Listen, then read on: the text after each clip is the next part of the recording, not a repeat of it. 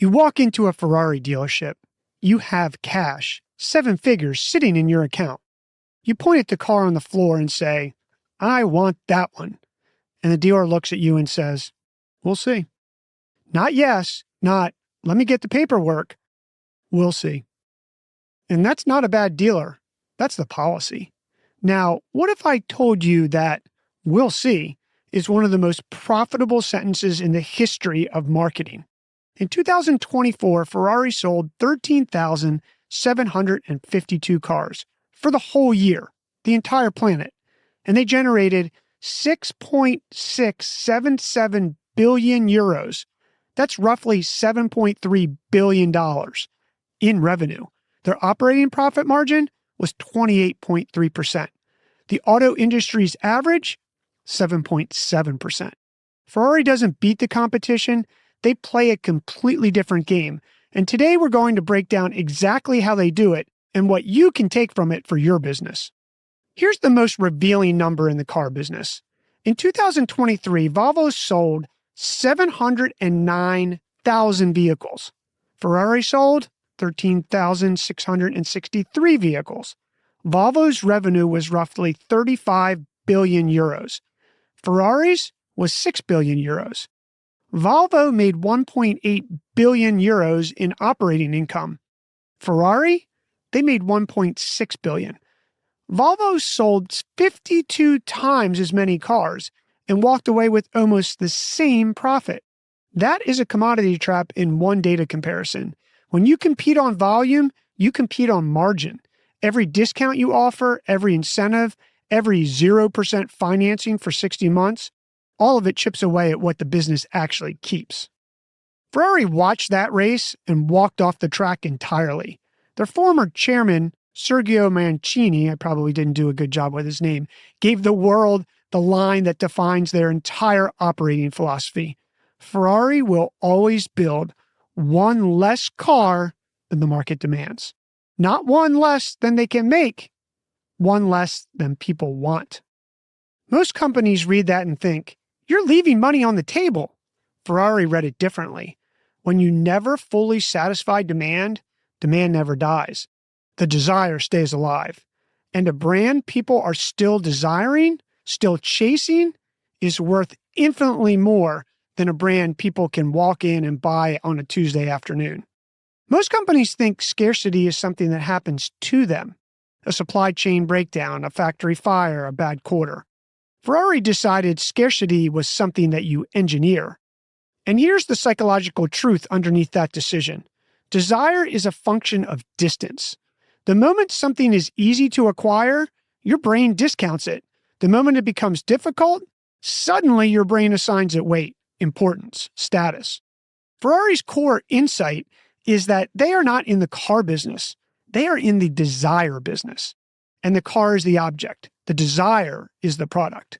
But, and this is critical, manufactured scarcity only works if the underlying product or service is genuinely exceptional. A fake wait list for a mediocre product is just arrogance. Ferrari stacked their scarcity on top of something real. Hand-built engines, a racing legacy stretching back to 1950, and a track record, literally, that no other automaker can touch. Which brings us to the part of this story that most people miss. Ferrari's Formula One team, Scuderia Ferrari, is the most successful team in the history of the sport. 16 constructors' championships, 15 drivers' championships. Most companies treat marketing as a cost, a line item, something you minimize. Ferrari turned their marketing into a profit center. Here's what I mean. Ferrari's F1 operation doesn't just build brand awareness. It generates cash. In 2023, Ferrari received approximately 200 million euros in prize and bonus payments from Formula One alone. Their sponsorship and commercial revenue hit 670 million euros in 2024, up 17%, actually 17.1% year over year. Those are Ferrari's F1 sponsorship revenues. Brands paying Ferrari to be associated with the prancing horse. They race their cars and win, and other companies pay them for the privilege of being nearby. That is the insight. Scarcity creates desire. Desire drives demand. Demand funds racing.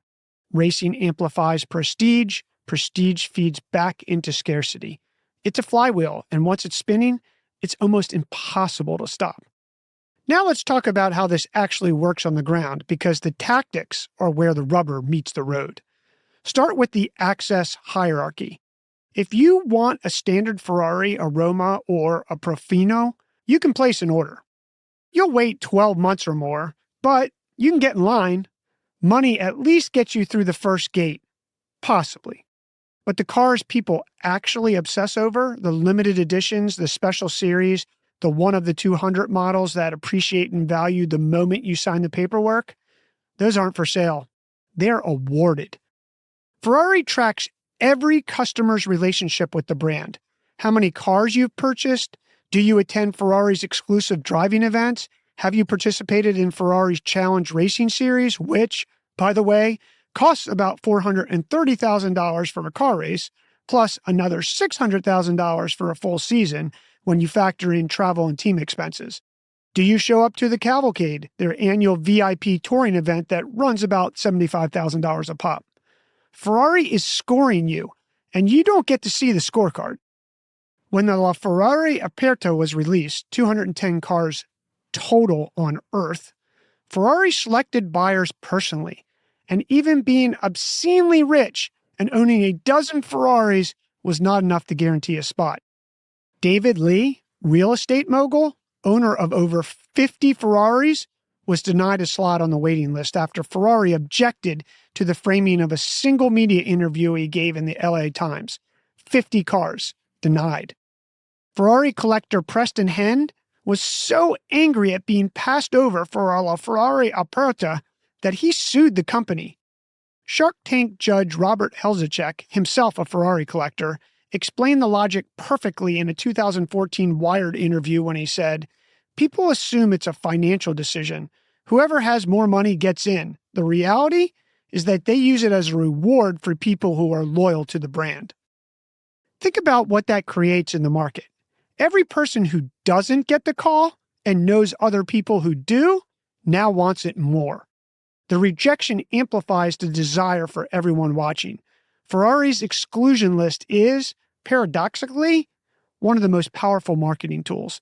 And then there are the rules that protect the asset once you're in. On special edition models, owners face an 18-month no-sell restriction. Flip the car early, and Ferrari blacklists you from future allocations. Justin Bieber learned this lesson publicly, resold his LaFerrari too soon, and Ferrari cut him off. Those rules aren't just punitive. They protect the resale value of every Ferrari on the road. When the market knows speculators get cut off, inventory stays tight and prices stay high. Ferrari is actively defending their customers' investments. That's simultaneously policy and marketing. The result of all of this? In 2024, 81% of Ferrari's new car sales went to existing owners. 81%. Their best sales channel is customers they already have. Their acquisition cost on those new sales is essentially zero, and each new car purchase moves the customer up Ferrari's internal loyalty hierarchy, making them more likely to be offered the next exclusive model, which keeps them buying, which tightens the loop further. Here's the part where the science catches up to the strategy and validates every move Ferrari has made. There's a name for what Ferrari is doing to the brain. It's called the Veblen effect, named after the economist Thorstein Veblen, who in 1899 wrote The Theory of the Leisure Class and identified something that completely contradicts how economics is supposed to work. For most products, raise the price, demand drops. That's the law of demand. It's in every intro economics textbook. Veblen noticed that for a specific category of goods, the opposite is true. Raise the price, demand goes up, because the price itself becomes a signal, not of cost, but of status, of exclusivity, of belonging to a group most people will never access. In 1950, economist Harvey Liebenstein formally proved it in his paper Bandwagon, Snob, and Veblen Effects in the Theory of Consumers' Demand, published in the Quarterly Journal of Economics. He showed that consumers of luxury goods don't respond to price as a cost. They respond to it as a signal of who you are, of which room you're allowed into. Ferrari doesn't just leverage the Veblen effect. They stack 3 of Lieberstein's effects simultaneously. The Veblen effect, high price signals prestige, which drives demand. The snob effect, ownership differentiates you from the crowd, which amplifies desire. And the raw scarcity. The harder something is to get, the more the brain assigns it value. Run all 3 at once on top of a genuinely excellent product, and you don't need a marketing budget. The desire does the marketing for you. So what do you actually do with this? 3 things, sharp and specific. First, stop making it easy. If everything you sell is always available, always in stock, always one click away, you're training your market to take you for granted.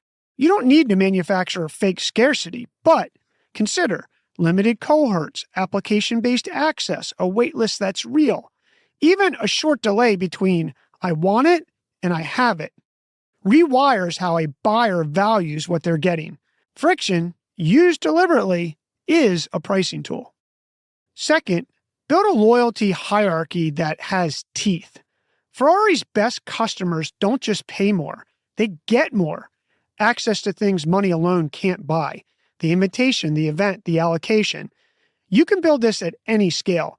If you run a services business, create a tier that isn't just about a higher retainer. Make it about demonstrated engagement and commitment to the relationship. Give those customers access to your time, your thinking, your network in ways others don't get. People will work to earn that. And the pursuit, makes them more committed before they even get there. Third, ask whether your marketing could become an asset. Ferrari races cars. That's their primary marketing channel. And that channel generated approximately 200 million euros in F1 prize money in 2023, plus 670 million euros in sponsorship and commercial revenue in 2024. Brands pay Ferrari handsomely for the right to be associated with the prancing horse. Their marketing makes money. Now, you're probably not building an F1 team, but the question is worth asking. Is there a form of your marketing that delivers standalone value? A paid community, a conference, a content product people subscribe to, an event people will travel for, something that builds the brand and generates its own revenue stream. Ferrari didn't just set out to make racing profitable. They set out to win. The revenue followed the credibility. That sequence matters. Build something worth following first, then figure out how to monetize the audience around it. Here's what Ferrari figured out that not a lot of businesses do. In a commodity market, and every product eventually becomes a commodity market, you have 2 choices. You can race to the bottom with everyone else and compete on price, availability, and incentives until the margins disappear. Or you can go the other direction entirely. Sell less, charge more. Make access feel like a privilege. Back it up with something genuinely worth having, and let the desire of the people who can't have it amplify the desire of the people who can. Ferrari's been doing this for 70 years. They've never run a clearance sale. They've never offered 0% financing. They've never discounted a car to hit a quarterly number. And they are, by profit margin, one of the most successful manufacturers on earth. Control the desire before you control the distribution. That's the Ferrari's playbook. Now, your marketing move.